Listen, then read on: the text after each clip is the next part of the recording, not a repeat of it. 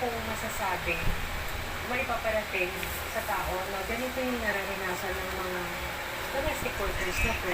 Kasi doon ko na-express yung gusto kong malaman ng tao. Gusto kong maipaabot sa kanila. Kaya dito na. Para sa side. Pero sa ginhawang dulot ng pagsusulas, hindi pa rin niya mabura ang paghihirap na dulot ng sakit. Dahil sa cancer, hindi siya pwedeng umupo ng matagal. Nakalive ka ba? Nangiti Hindi. na rin ang mga braso Video lang. dahil sa kahoy lang, sa tigan, Lagi ka na dito. Nakakanawa ka sa Hindi mo naman ay sinom lang. Meron ko pwede isipin, yung nanilisip ko nagkaroon ako ng Inayos mo na yun. hindi mo nagbutuan para Nag-ayos ka na. Na ano?